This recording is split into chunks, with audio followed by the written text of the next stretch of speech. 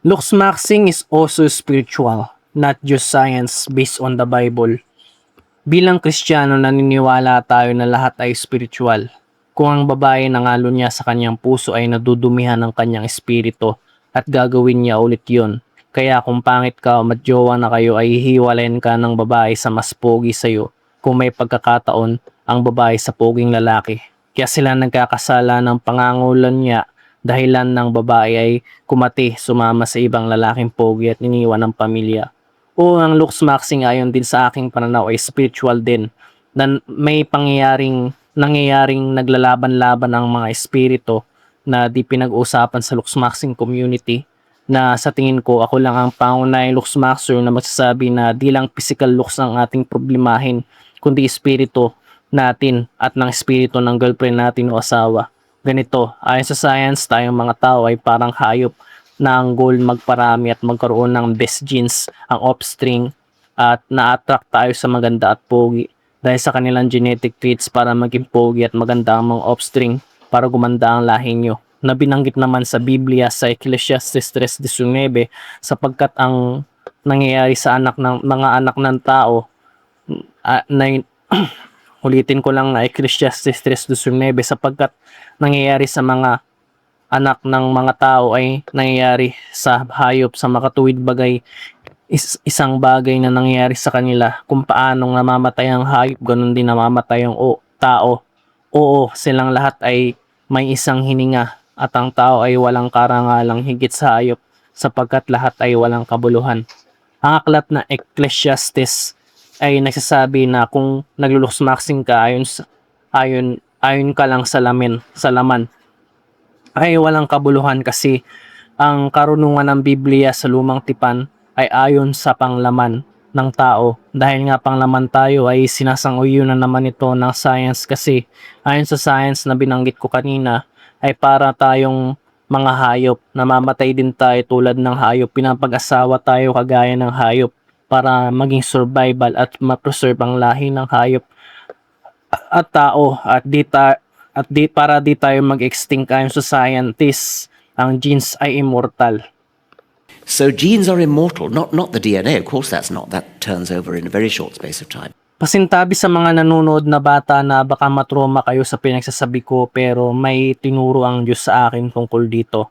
Hindi ako atheist at napasamundo ako ng laman sa espiritu sa mundo ng mga espiritu kaya alam ko ang mga nangyayari.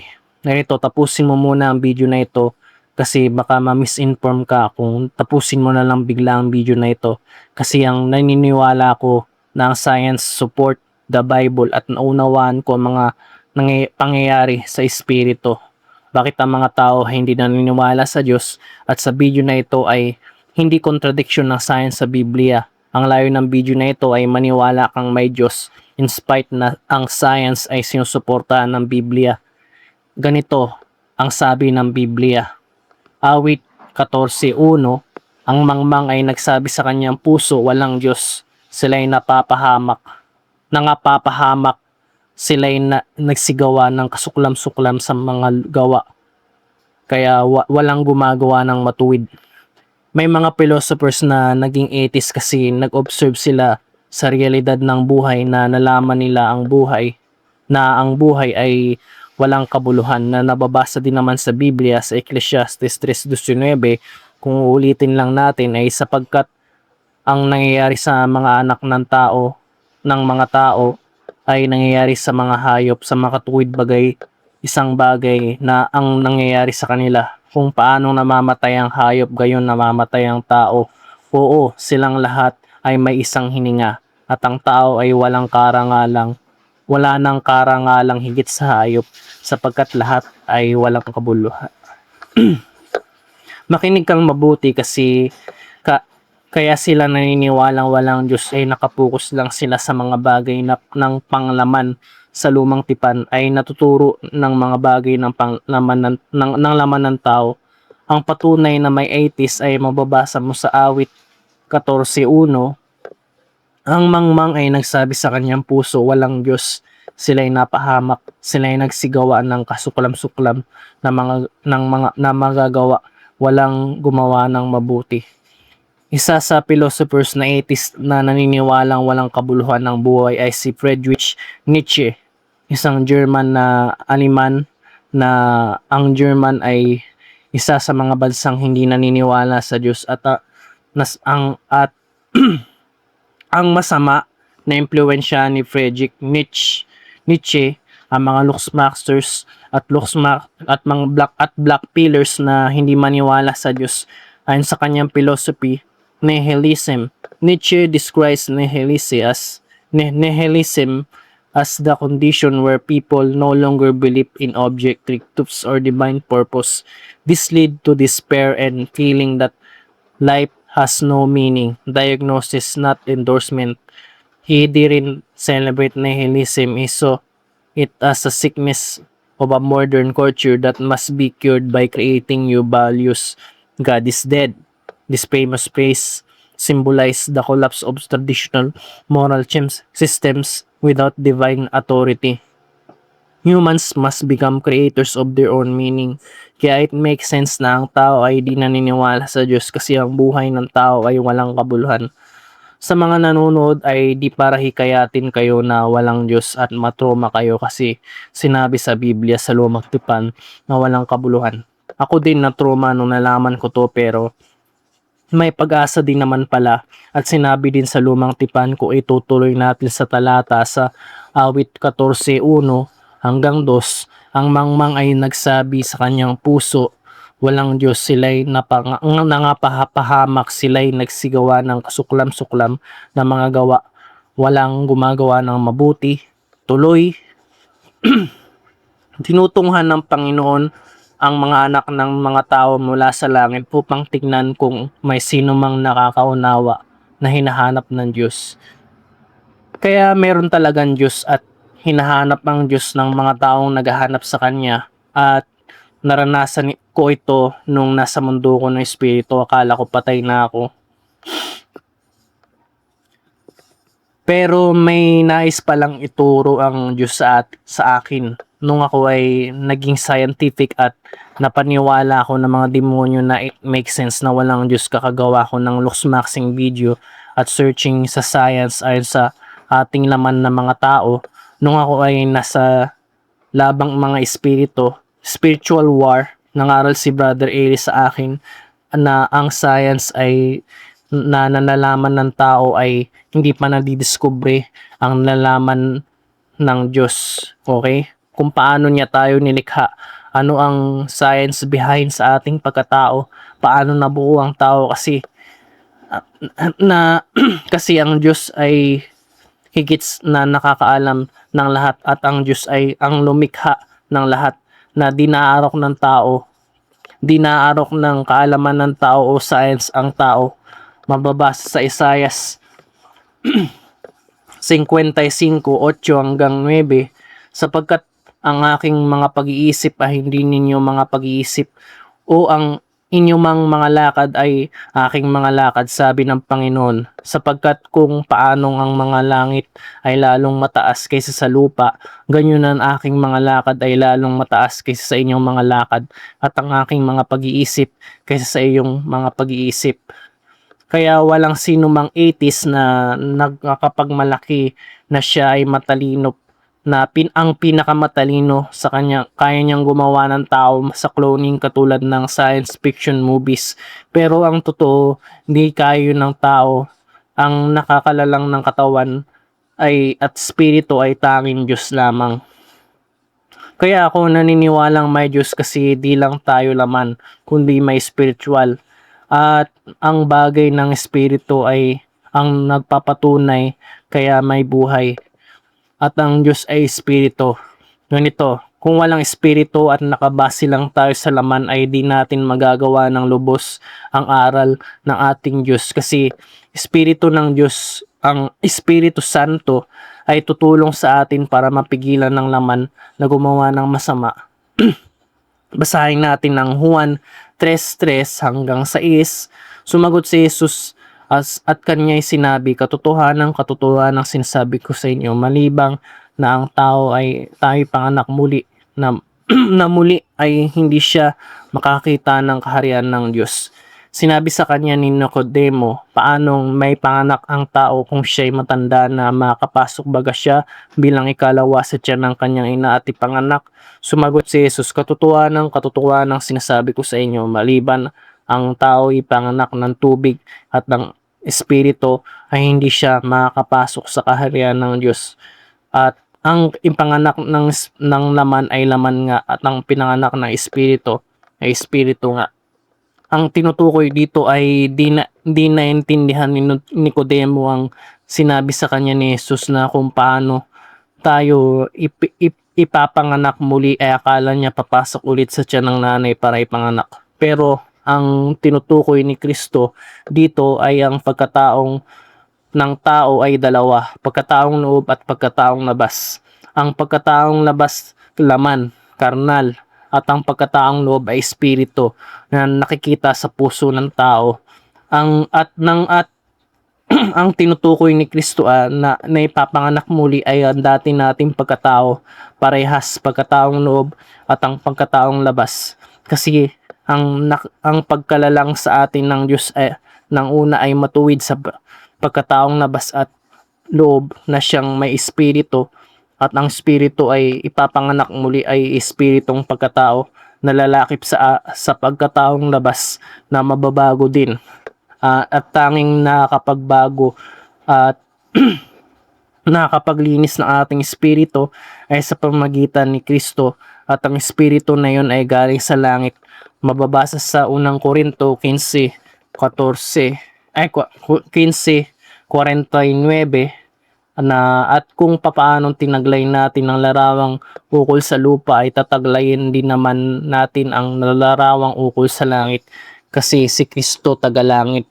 Mababasa sa Isaias 2:22, layuan ninyo ang tao na ang hininga ay nasa kanyang butas ng ilong sapagkat ano ang pahalagahan siya. Ang ibig sabihin ng talata na ito ay pagkataong labas, ang laman, kasi ang lahat ng tao ay may hininga sa butas ng ilong, kaya sinabing layuan kasi natuturo ito na espiritual, hindi laman. Kaya tanggihan natin ang laman o layuan natin ang mga bagay ng laman. Na ang ibig sabihin ng talata na ito ay pagkataong loob na mas dapat manaig, maging dominate sa pagkataong labas sa laman. Mababasa sa Lucas 14:26, kung ang sino mang tao'y pumaparito sa akin at hindi napupuot sa kanyang sariling ama at ina at asawang babae at mga anak at mga kapatid na lalaki at mga kapatid na babae, oo, pati sa kanyang sariling buhay man, ay hindi siya maaaring maging alagad ko. Ibig sabihin, dapat mapuot ka sa sarili mong buhay sa laman mo, kasi hindi ka magiging dapat kung susundin natin ang gusto ng laman. Ibig sabihin, may asawa ka na at may gusto kang ibang babae. Sabi ng espiritu mo, huwag mong gagawin yan. Sabi ng Diyos, maging tapat ka sa asawa mo, siya lang ang iibigin mo. Kaso sabi ng laman mo, kasi masarap yan, kaya naglalaban ang pagkataong loob at pagkataong labas. Ganito ang nangyayari kapag nagtagumpay ang pagkataong loob na bigay ng Diyos na espiritu laban sa isa laman. Nababasa sa Santiago 3:2, sapagkat maraming mga bagay na pasahin ko ulit, Santiago 3:2, sapagkat sa maraming mga bagay tayong lahat ay nangatitisod. Kung ang sinuman ay sinuman ay natitisod hindi natitisod sa salita, ay siyang taong masakdal ang gayon. Kaya rin namang makapigil ng buong katawan. Magiging sakdal tayo dahil sa espiritu ng Diyos na pumipigil sa ating laman para wag tayong makagawa ng masama. At ang espiritu ang tutulong sa ating mga kahinaan ng laman.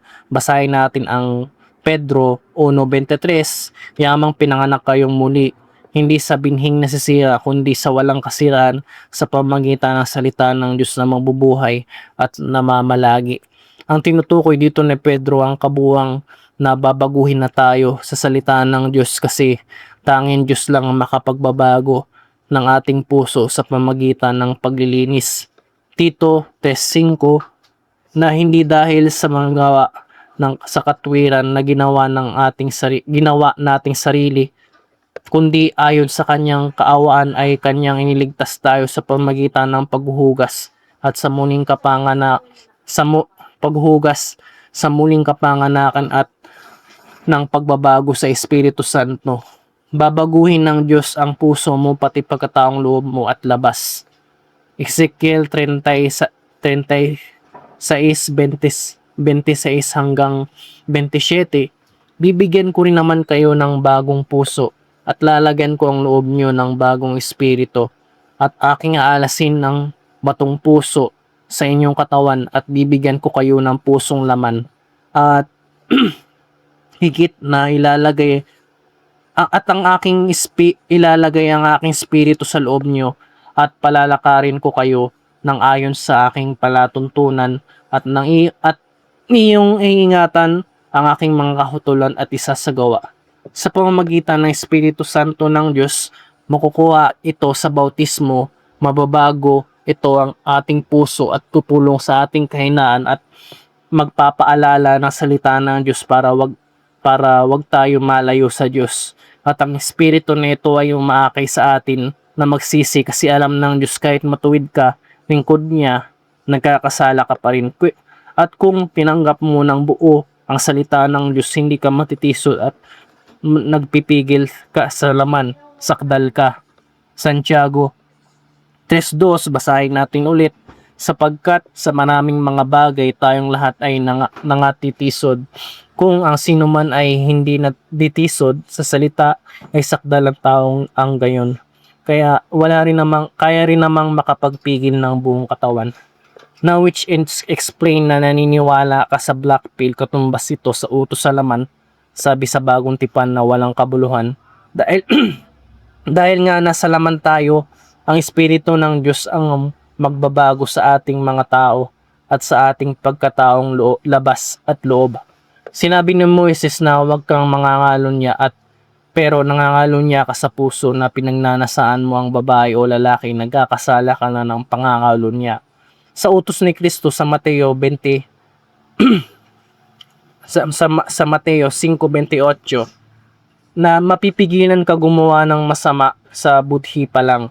Sa espiritu mo tutulong ang kautusan ni Kristo na makasunod ng buo ang pagkataong labas at loob para maging malinis sa Diyos.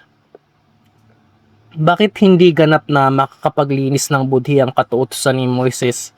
Kasi ang lumang tipan ay hindi pa buong pagkatao. Alright? Sa lumang tipan ay aral sa laman at ang bagong tipan ay aral sa espiritu. Ang lilinis lang ng lumang tipan ay ang ating laman at di makakapaglilinis ng budhi at ang budhi ay nasa puso natin at ang nasa puso natin ay spiritual. Kaya pinaliwanag ko na kung nasa laman lang tayo mga tao ay wala tayong kabuluhan. Gagawa pa rin tayo ng masama kung di ka pa rin iibig at walang pag-ibig kung susundin natin ang panglaman. Kaya tinuro ni Kristo ang mga aral tungkol sa Espiritu sa pamamagitan ng mga apostol para maunawaan ng tao ang pag-ibig ng Diyos sa atin at maituturo ang pag-ibig sa ating puso, pag-ibig sa Diyos, pag-ibig sa kapwa-tao. Mababasa sa 2 Korinto 3:15 hanggang 6. Hindi kami ay sapat sa aming sarili upang isiping ang anumang mula sa ganang aming sarili, kundi ang aming kasapatan ay mula sa Diyos, na nasa amin naman ay nagpapaging sapat na mga ministro ng bagong tipan, hindi ng titik kundi ng Espiritu, sapagkat ang titik ay pumapatay, dadapwat ng Espiritu ay nagbibigay buhay. Ang Espiritu na nagtuturo ng bagong tipan lalakip sa ating laman para tulungan tayo ng Espiritu na huwag makagawa ng masama. Ang laman, kaya importante ang bagong tipan. Hebreo 8:7 hanggang 8, sapagkat kung ang unang tipan niyaon ay naging walang kulangan ay hindi sana inihanap ng nangailangan ng ikalawa. Sapagkat sa pagkakita ng kulangan sa kanila ay sinabi niya, narito, darating ang araw, sinasabi ng Panginoon, na ako'y gagawa ng isang bagong pagkikipagtipan sa sambahayan ni Israel at sambahayan ni Huda.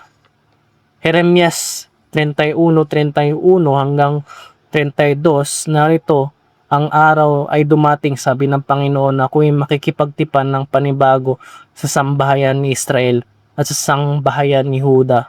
Hindi ayon sa tipan na ipinakipagtipan ko sa kanilang mga magulang sa araw ng aking kinuha sila sa pamagitan ng kamay upang mailabas sila sa lupain ng Hipto, at ng aking tipan na ang aking tipan ay kanilang sinira, bagamat ako'y asawa nila, sabi ng Panginoon. Ito ang bagong tipan na utos ni Kristo para sa ating naman at espiritu.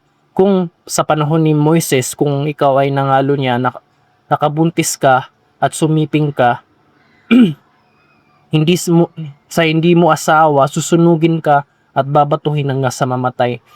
Pero ang sabi ni Kristo ay sa espiritu na sa puso ng tao, mababasa sa Mateo 5:28, datapot sinasabi ko sa inyo na ang bawat tumingin sa isang babae na taglay ang masamang hangad ay nagkakasala na ng pangangalo niya sa kanyang puso.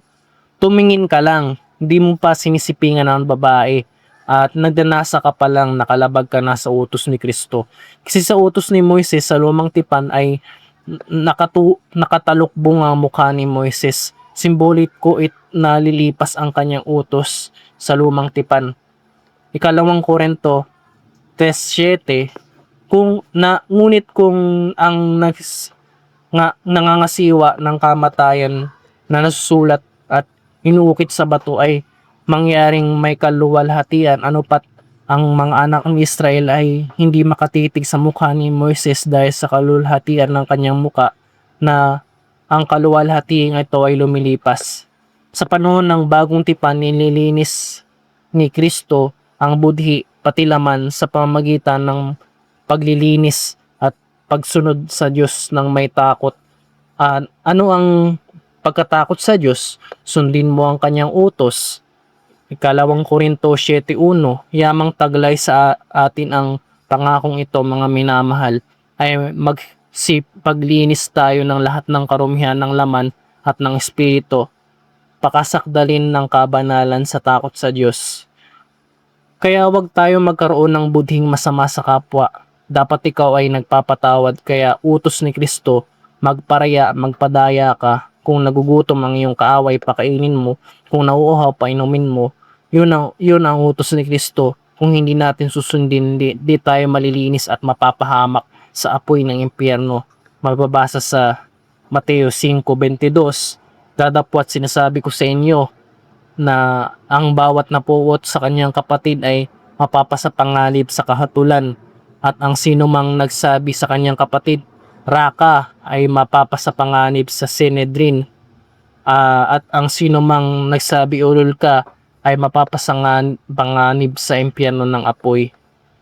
Juan 3:15, unang Juan 3:15, ang sino mang napupuot sa kanyang kapatid ay mamamatay tao, at nalalaman ninyo sino ang mamamatay tao ay hindi pinananahan ng buhay na walang hanggan. Mapuot ka lang sa kapatid mo, mamamatay tao ka na, hindi mo nga pinatay pero sa puso mo gusto mong patayin dahil sa puot. Kaya hindi mo pinatay, di mo nga pinatay pero di ka nga nagasala ng pagpatay, gaya ng utos ni Moises na huwag kang papatay. Pero utos ni Kristo na sa puso mo pa lang mapuot ka, nagkakasala ka na.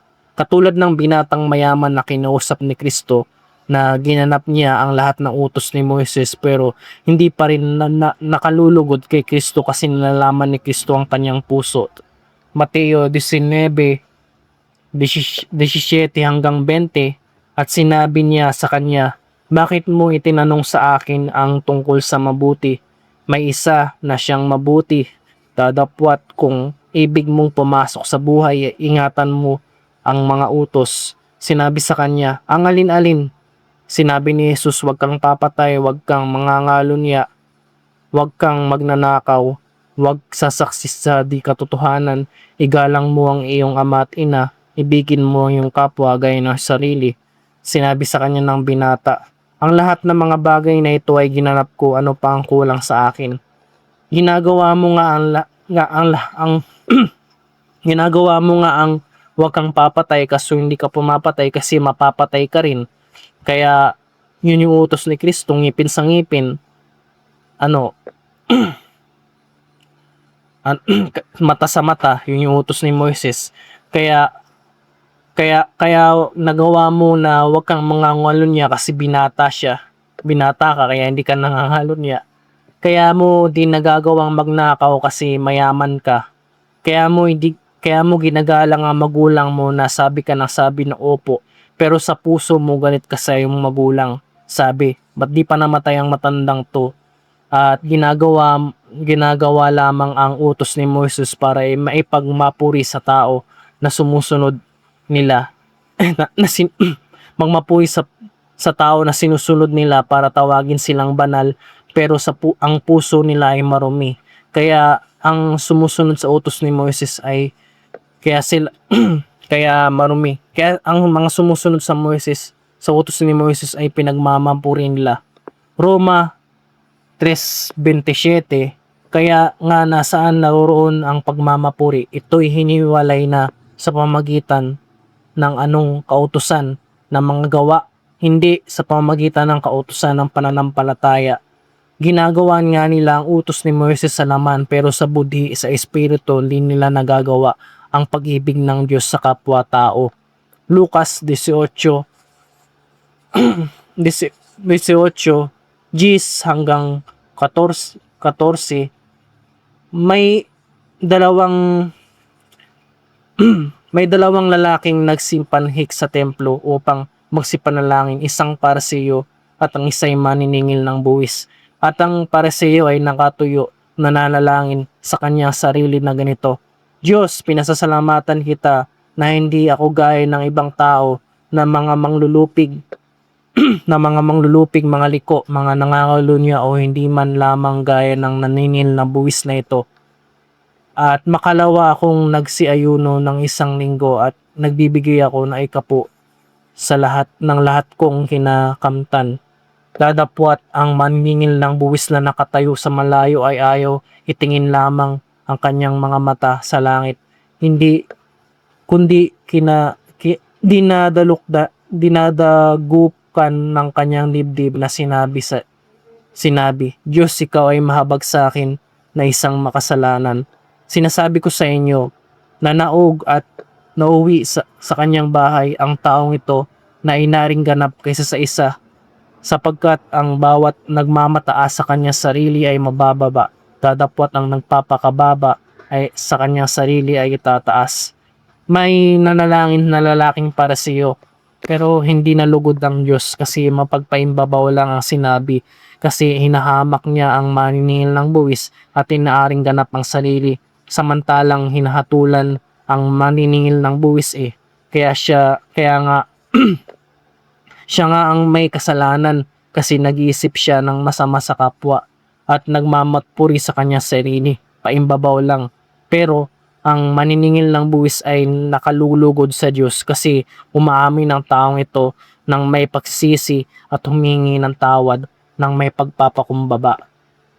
Unang Pedro 3:21 na ayon sa patunay na kahawig ngayon na nagligtas sa makatuwid bagay ang bautismo hindi sa nag-aalis ng karumihan ng laman kundi sa paghiling ng isang mabuting budhi sa Diyos sa pamagitan ng pagkabuhay na magmuli ni Hesukristo. Ang budhi at karumihan ng laman ay malilinis sa pamagitan ng utos ni Kristo sa lumang tipan at ang Espiritu ay nakapatulong sa ating pagkataong labas. Laman at pagkataong loob na Espiritu kalakip ng Espiritu Santo para tulungan tayo sa ating kahinaan ng laman at malininis ang ating budhi para makagawa tayo ng mabuti sa pagpapatawad ng Diyos sa pamamagitan ni Kristo na tumubos sa atin na di naunawa kung pagbabasyan mo lang ay ang lumang tipan. 2 Korinto 3:13 hanggang 18, At hindi gaya ni Moises na nagtalukbong ng kanyang muka upang ang mga anak ni Israel ay huwag magsisititig sa katapusan niyang lumilipas. Dadapwat ang kanilang mga pag-iisip ay nagsitigas hanggang sa araw na ito, pagkat binabasa ang matandang tipan ay nakatulukbong din yaon at nananatili at hindi itinataas at na ito'y inalis sa pamagitan ni Kristo. Dadapwat hanggang sa araw na ito, kailanman binabasa ang aklat ni Moises ay may isang talukbong na nakatakip sa kanilang puso. Ngunit kailanman magbalik ang sa Panginoon ay maaalis ang talukbong. Ngayon, ang Panginoon ay siyang Espiritu at kung naroroon ang Espiritu ng Panginoon, doon may kalayaan. Dadapwat tayong lahat ay walang talukbong sa ang muka at tumitingin gaya ng isang salamin sa kaluwalhatian ng Panginoon. Na'y nababago tayo gayon din ang ating ng larawan mula sa kaluwalhatian hanggang sa kaluwalhatian na gaya ng mula sa Panginoon na Espiritu. Ang kautusan ni Moises ay lilipas at maaalis ang talukbong sa pamagitan ni Kristo kasi utos lang na sa paglilinis na sa laman ng utos ni Moises at ang utos ni Kristo ay kabuuan na. Di naman natin hindi susundin na utos ni Moises kundi parehas sa lumang tipan at bagong tipan ang susundin natin. Sabi nga ni Brad Ely, lahat ng utos ng Diyos sundin, pati utos ni Moises at utos ni Kristo kasi galing din naman kay Kristo ang utos ni Moises kasi kinausap ng Diyos si Moises. Maunawaan lang natin sa ating panahon kasi nga kaya utos ng Diyos na huwag kang papatay, utos din naman din ni Kristo yun. Ang ang dagdag ni Kristo ay pati kaaway ibigin. Mateo 5:44 dadapwat sinasabi ko sa inyo, ibigin ninyo ang inyong mga kaaway at idalangin ninyo sa inyo nagsisiusig. Roma 12:20 kaya't kung ang inyong kaaway ay magutong, pakanin mo, kung siya'y nauuhaw, painumin mo, sapagkat sa paggawa ng gayon ay ang mga baga ng apoy ay ibubudton mo sa kanilang ulo. Ito ang bagong utos ni Kristo sa bagong tipan.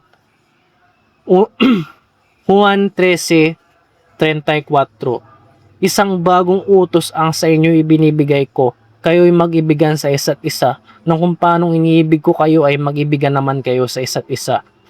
Ang utos ni Moises ay liwanag pero nakatalukbong na simbolismo ng kanyang utos ay sa kanyang utos na nagliliwanag sa panahon ni Kristo.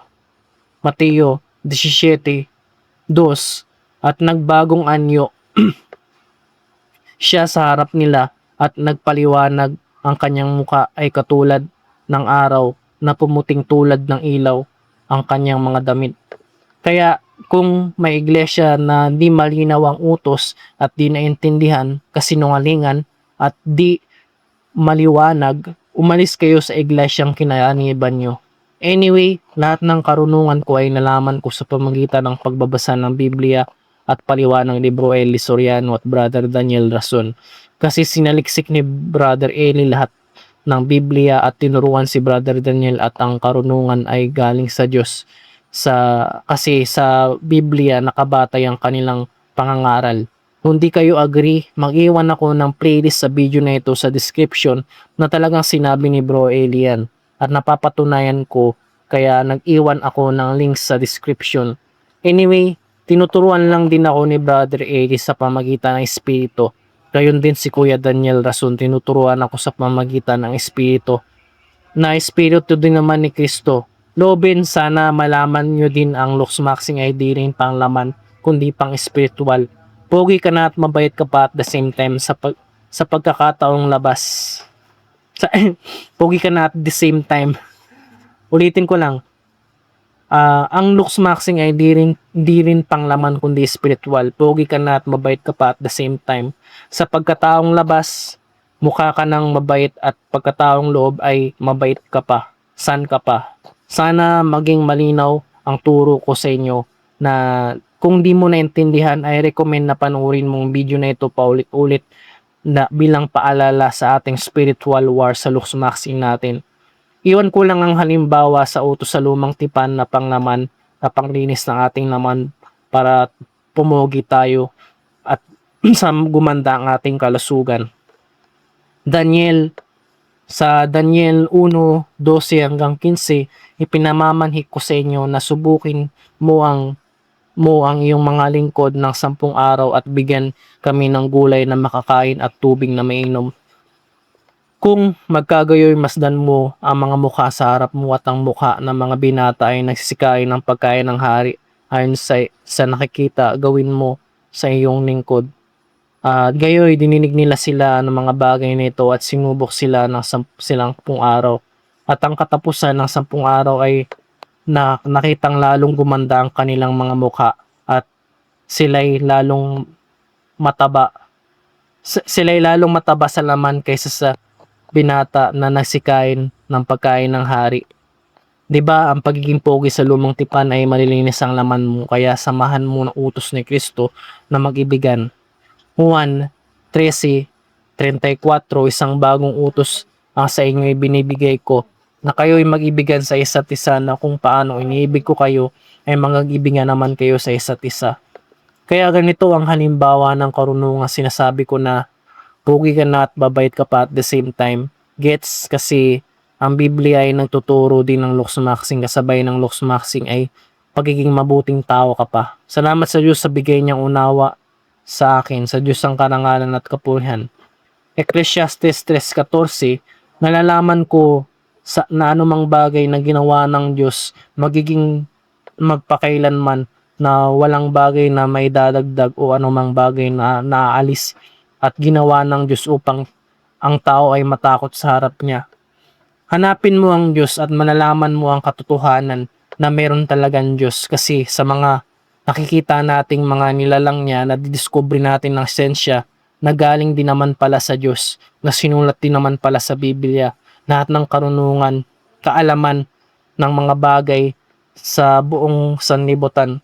Kaya maniwala kang may Diyos na lumikha ng lahat at hindi ito matutulan ng sensya. Kahit science, naniniwala na lahat ng nangyari may dahilan. In every reaction, there's an equal and opposite reaction.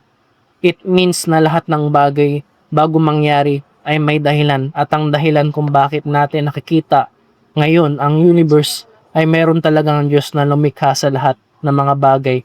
Kaya maniwala kang may Diyos, matakot ka sa Diyos, sumunod ka sa kanyang utos para maging dapat ka.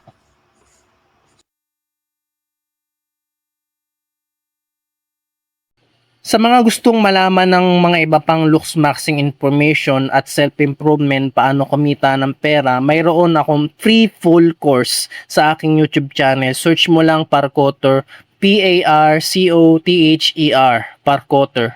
At buo kasi ko na lahat ng binatang Pilipino ay maging pogi at maghanap buhay at maging mabuting tao pa at the same time, para may panalo nila ang crush nila.